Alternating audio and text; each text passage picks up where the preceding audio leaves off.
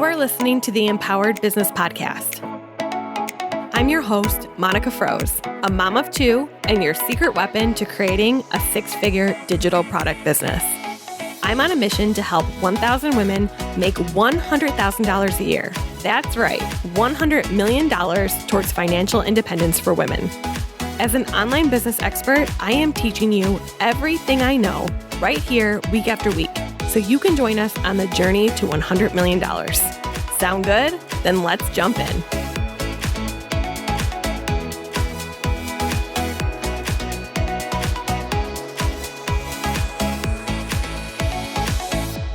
Welcome back to another episode of the Empowered Business Podcast. Today, we're going to do something a little bit different, and I am going to take you behind the scenes of the Empowered Business Lab. The Empowered Business Lab is our signature program that empowers you to create a digital product sales machine. It's a complete solution for creating, strategizing, building, and selling your digital products. And we happen to be opening the doors to the Empowered Business Lab for the fourth time next week, if you're listening to this in real time. And I thought it would be kind of interesting to show you what it would be like to work with me inside of the Empowered Business Lab. What I'm going to do is play for you 3 questions that I get during our monthly Q&A calls inside of the lab and give you a taste of what it's like for me to answer your questions as a student of mine. Now, before we dive into the 3 questions from my students, I would love to invite you to a free 5-day training that we are doing next week, starting on January 24th, called the Digital Product Dash Live. Now, this is the 4th time we've run this free training. We always get amazing feedback on it, and it is just a great way to figure out if digital products might be the right fit for you and your business.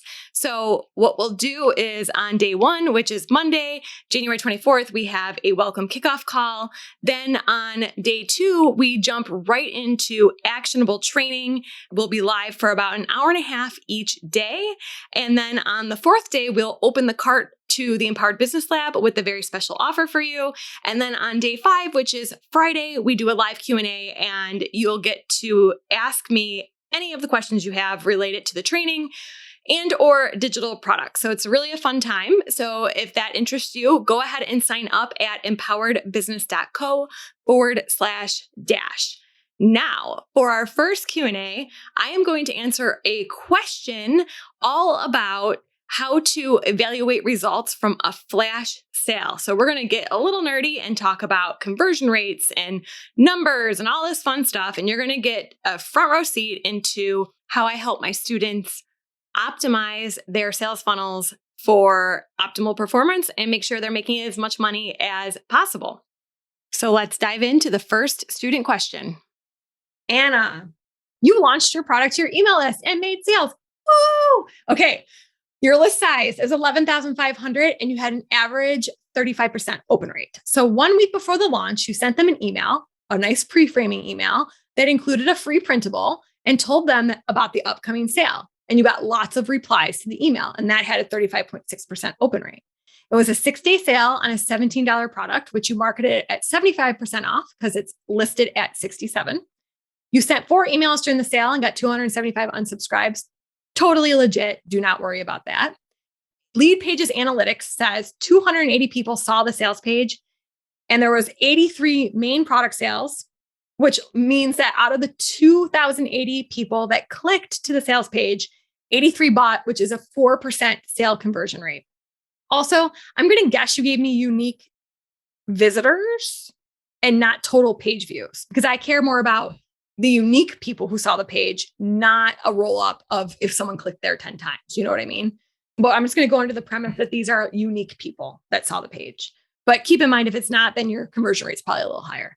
Like, I want to also draw attention. I know we're going to focus on the conversion rate for this. Like, that's what the question is. But I also want to pull attention to the fact that you got 83 sales, which is amazing. And also your $7 order bump, 48 order bump sales. So your order bump converted at 58%. Amazing. So you definitely hit the nail with that order bump. Like, that is, you definitely made a really good connection between the main product and your order bump. And then you said ThriveCart says the conversion rate was 43%. So meaning the people that ended up clicking over to the actual cart, 43% of them proceeded to actually finish the purchase. We have lots of success with cart abandonment in ThriveCart. So essentially they start filling out name and email, and then they abandon the cart. What we do is that actually tags them in ConvertKit, and it will be tagged like, cart abandoned, whatever the product is. And then an hour later, we fire an email. This fires an hour after somebody cart abandons on our ad set scaled. So it's at an hour later. So set to after an hour, it says, beep, boop, boop. My little tech robots just told me that you left ad set scale in your cart. Maybe you got distracted, or you didn't have your credit card handy, or your toddler closed your laptop with sticky fingers. Hello to my redhead. Definitely speaking from experience here. No worries. There's still time to grab this special one-time offer. Don't forget, I'm only offering it for Black Friday. Do you have any questions before checking out? Hit reply. My team, not robots, will get back to you in a jiffy. I can't wait to see you inside. Here's your quick link for joining. That goes out an hour later. And actually, it's so effective because I didn't know she set this up. And I was testing the cart and I got distracted by my toddler and clicked off. And then an hour later, I'm looking in my emails and I was like, Haley, what's this email you just sent? Oh, like I wasn't expecting us to be sending an email to our list. So I'm like, what's this whoa email? I didn't even realize I got sucked into my own funnel and got our cart abandonment email. And she's like, yeah. Oh my gosh, this is effective. It worked on me and it's my product. So I recommend doing that, by the way, because that really helps with cart abandonments. So now to continue on with the question, the redirect after the timer expires sends them to another sales page that says flash sales ended, but they still get 60% off with the code, no order bump. Can I ask why no order bump? Why? When the order bump converts at 58%, why? Why would we not have it? Why? Please put that back. I've had 10 more orders come in through that. Awesome. Put the order bump back, please. Lead pages says 350 people have seen that page. So that's a 3% conversion. To consider, there is a portion of my list this product is not appropriate for. Those in the late stages of dementia, like that part of our list. I don't know how much of my list is made up of these people. And right, because it is hard to segment your list. I get it. It's really hard to identify where people are on their journey. It gets messy. A friend of mine in my niche sent an email to her list about my offer. Her sales page had a 20-minute timer. Her email resulted in 52 main product orders with 28 order bumps. 28 divided by 52, 53%. Okay, so we're above 50% on the order bump for that too. So her lead pages had 840 people that saw the page, and that was a 6% conversion rate. So in other words, your friend's list converted better once they clicked to the page, but it was the same exact page, only difference being the 20-minute timer. I think that's probably validated on a 2% bump. A 2% bump on purchases is huge. That's a lot of money. So that is validated enough that I would change your flash sale to 20 minutes as well, because like, why not? I mean, that's the biggest that's the only difference. So yeah, definitely change it. I am a fan of shorter urgency windows for lower price products. We have tested everything up to 60 minutes and we have defaulted for a long time now at 20 minutes. So I will say I don't test that anymore because I tested it a lot in the early days of my smaller digital products. And that's where we settled as well. Okay. You said the sales pages were the same. Is there another? No. Okay. So the question then, and I have the page, we'll look in a second. This is the product I would like to offer in my double dip funnel. Since my conversion rate with my list is so low, won't it likely be even lower offered in a double dip funnel to new subscribers? How can I improve this offer? Thank you so much. I sat with this one earlier when I was looking through the questions, and I know you asked a couple of days ago too. I don't know if I would say a 4% conversion rate's bad, to be honest with you. Because there's a couple ways to look at it. We could look at your overall list, which let's just do that for argument's sake. So your overall list, if we had 11,500, you had 83 sales. So 83 divided by 11,500. That is a low conversion rate. That's low. That's not even a percentage point. It's essentially 0.7, 0.07, 0.72 of a percentage point. Anyways, math, whatever. You know what I'm saying? It's less than a percentage point. So overall, to your list, we could argue it was a lower conversion rate, but you also don't technically know how many out of those 11,000 people are relevant for this offer. So when we frame it like that, then we think, well, then, a better indicator is likely the people who clicked. But then we have the issue of not everyone's going to see our emails, right? So I think the truth lies somewhere in the middle for you. And a 4% conversion rate off of an 11,000 person list is amazing. 4% off of the 2,000 who clicked is like, could we do better? Probably. But again, I think your truth lies in the middle because of the fact that we don't really know, not everyone will see our emails, and we don't really know how many of those 11,000 people are relevant for the offer. So, I mean, if we could split the difference, I think you're probably somewhere in the 2.5% conversion rate for your list. And that's not bad. That is not bad, because also keep in mind, you did this once. So do I think we can improve? Yeah. Let's talk about that.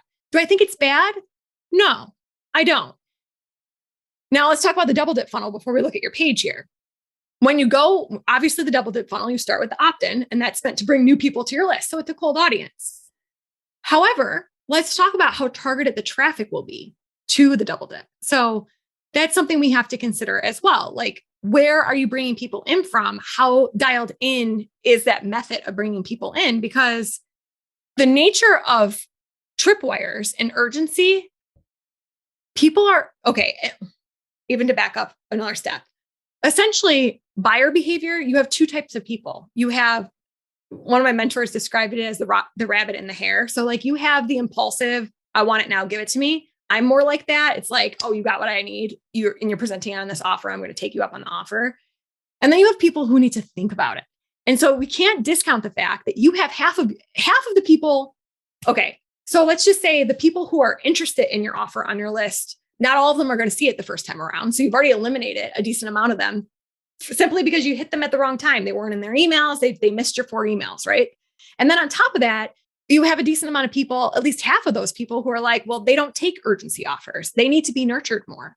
And this is the power of funnels, because you hit the urgency people up front, but you don't give up on the people who need more nurturing. And so I want you to keep that in mind in terms of, and this happens a lot, even for people and you validated this offer, but I see people all the time that are like, they call their offer a flop. And it's like, but not everyone's going to buy something the first time. Do you know how many people have told me for 4 rounds of EBL that they're going to buy, but it's not the right time for them? So imagine if I was like, oh, I guess we're just going to give up. It's just you can't do that, because it just might not be the right time for them, or they might not buy with the flash sale mentality. They need more nurturing.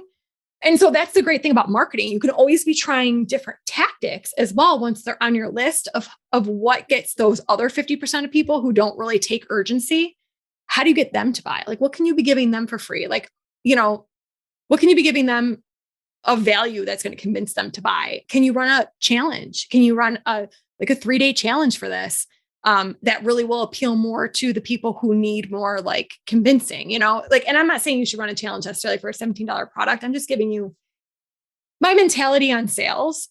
And I want you to keep in mind that those people for the double dip, it's relative, because again, you're dealing with 50% of the population will ever take you up on an urgency offer, which, by the way, while I'm on my tangent here, I don't know if you've been around online marketing for a long time, you probably saw a big push from people who were always lead essentially with what the triple dip is. Always lead with the triple dip, always lead with the product. I just want a list of buyers. I want a list of buyers. Okay, I get that. And listen, I talk about that. When you have someone who will pay you up front, you're much more likely to get them to pay you in the future, that know, like, trust factor. But you're leaving all the people that don't take urgency offers on the table. You're leaving half of the population out of that are interested, that would buy your product, out because they don't take urgent offers. It's actually misguided, in my opinion, and that's why I teach you. That's why we concentrate on the 2 funnels. Let's bring them in. Let's get the urgency people on the back end of bringing them in. But now we got to nurture the people that didn't take that. We don't give up on them, But in the way of only leading with your offer, your paid offer, when you only lead with that, you're eliminating half of the population from taking action. It doesn't make sense. Let's move on to the second question. This question is all about my thoughts on email marketing. And I get a little bit rebellish with my opinions, per the usual. I think you'll enjoy this one. Let's dive in. Adrian says, this is a good one. These are one of these rebel Monica is going to come out on this answer. I'm just letting you know. I actually put that in my notes. So this is Adrian. I've been wondering lately about email marketing and the lines between too many versus not enough. I've noticed a few of the main people I follow nearly email every day. Granted, I don't read them all, but I see them all the time. So I do read the odd one when it catches my attention. However, I can also see how people would quickly get annoyed and it could feel spammy. Have you found that more than once a week can be helpful or harmful? And she just gives some more anecdotal information that she did her first product launch to her email list of 400. She had 0 purchases. It was a little disappointing because she had 18 people say that they'd be interested in the product. She did the sale over 4 days. She sent 1 email a day. They weren't very salesy. It just had an offer at the bottom. Each day she noticed her email open rates dropped and they were a lot lower than her normal weekly emails. Also, she did it over a weekend. She said she won't do that again. And she said she thinks that contributed to lower open rates. Well, anytime you send emails back to back, your open rates are going to go down, right? You indicated it because, people are going to eventually they're not going to click on every single email. And sales emails by nature have lower open rates as well too. Like, even though you said it was at the bottom, once you get to your second, third email in a row, people know you're selling them something. So this is all pretty common. Like, nothing's like alarming to me here. So here's what I said in my notes. We'll just go with that. Email marketing is unique to your own business. And I truly believe that. I don't subscribe to any rules around what I should or shouldn't do. And that is my rebel side coming out. Some people crush it emailing every day. My friend Jennifer Roskamp from The Intentional Mom, that is like literally her whole strategy. She emails every night. And I find them fascinating, actually. I don't read them all. I know Jennifer very well personally. I don't read them all, but her strategy works. And she has a very successful business. Others annoy the heck out of people when they email every day. So I don't think it's a matter of it being Monday or on the weekend necessarily. It's a matter of, what do your people want? Do they want to hear from you in a different way? Do they need more emotional emails, shorter emails? You won't know if you don't experiment. You have 400 people on your list. So I just want to point this out. When I launched my first product, I had 413 people on my list. You're in the early stages. You can't make any determinations based on sending it to 400 people. And the fact that it was over a weekend, I'm never going to do that again. No, don't, please. It took me years to figure out. And it's still a moving target. One of the things that ended up working for me, one of the solid ways that I grew, was I would send very lengthy emotional emails that were they drew emotion out of people. They were raw. So when people respond to your emails, that tells the email gods that people are reading. It keeps you out of spam. That worked for me. I hit on that. That's literally how we grew for 3 years. It's why I have people that bought something from me 3 years ago and show back up 3 years later and still want to buy stuff from me. And they'll still remember those emails that I wrote. So there is no one size fits all to email marketing. And I cannot stand when people act like there is. There's just not. It's what works for you and what will resonate for your people. And you shouldn't know that already at 400 people. I have 60,000 people and I don't really know it. And it changes. The emotional emails I had to scale back on because, well, first of all, from my own, how much time I had to do stuff. An emotional email would take me 8 hours to write. I don't have 8 hours anymore with all my other responsibilities as the business grew. So we started podcasting.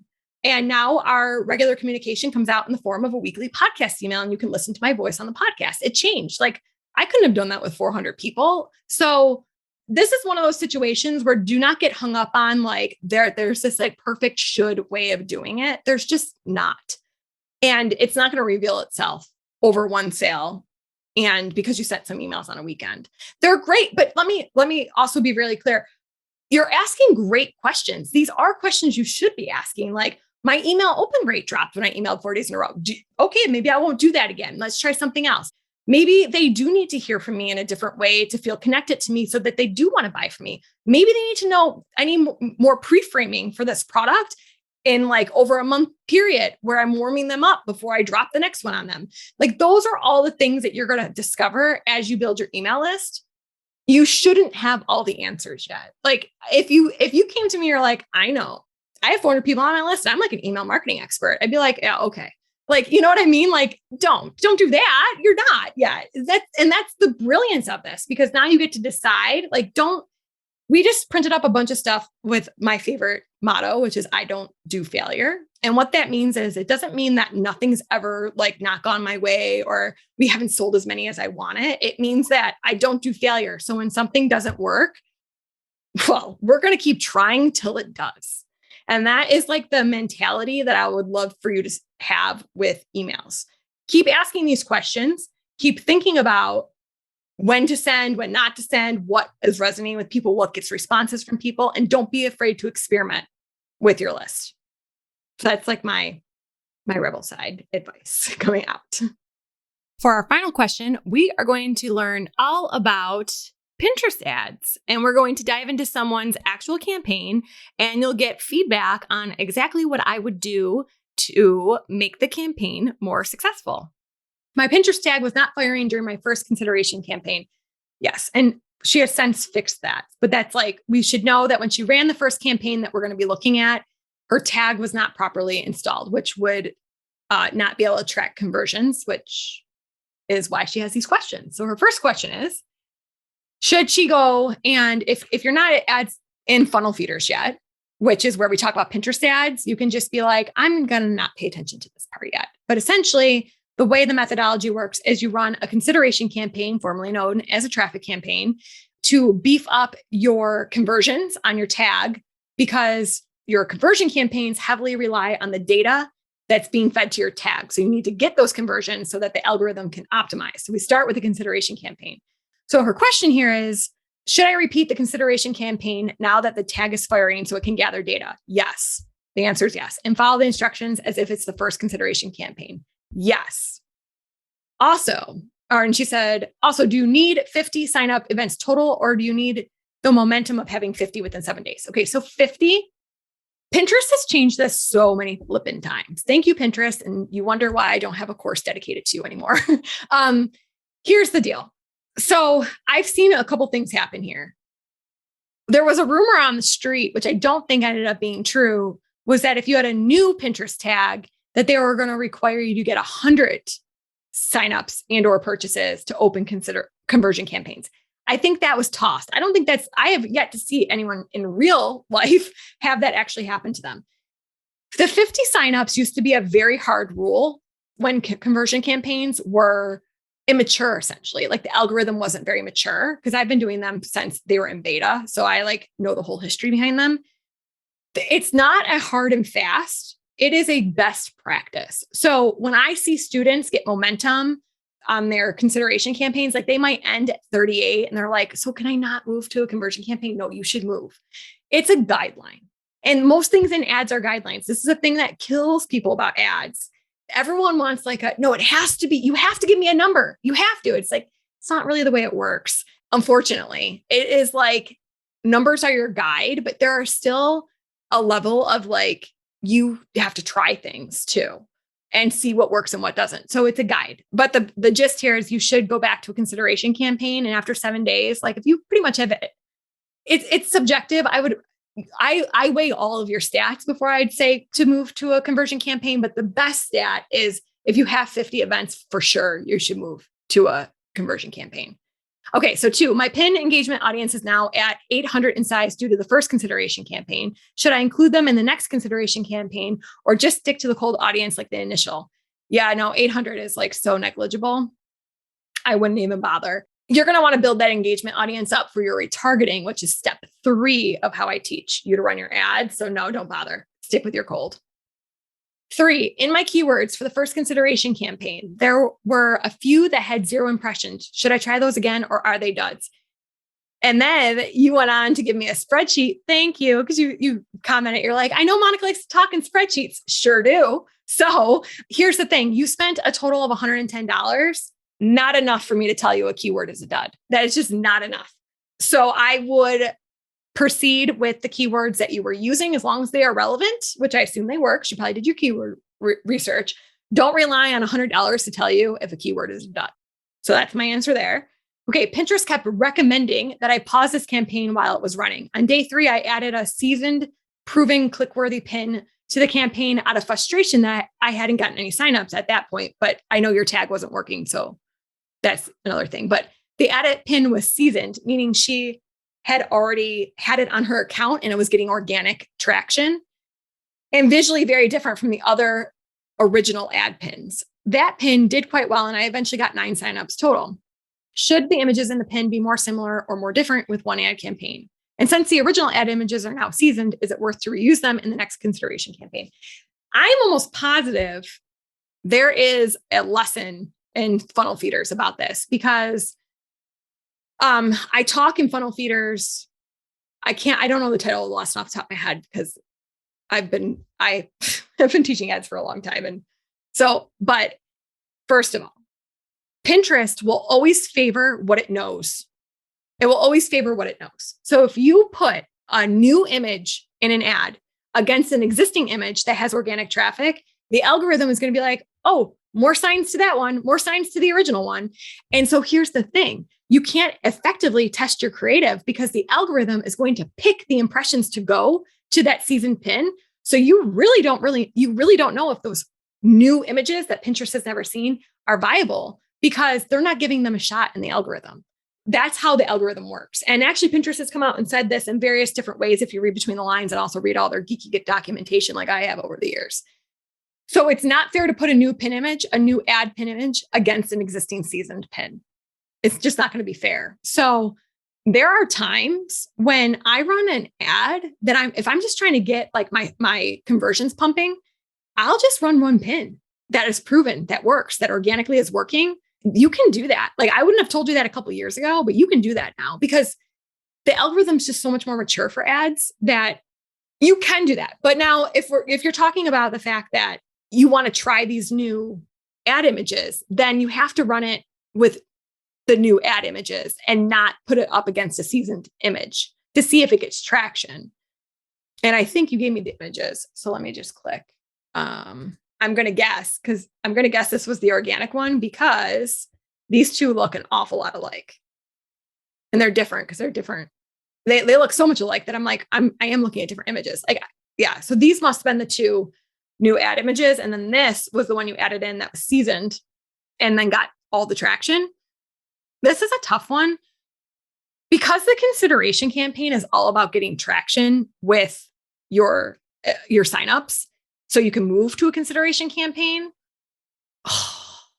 I don't think you want to put all 3 in. First of all, I don't think putting more than 2 ad images is even effective anymore.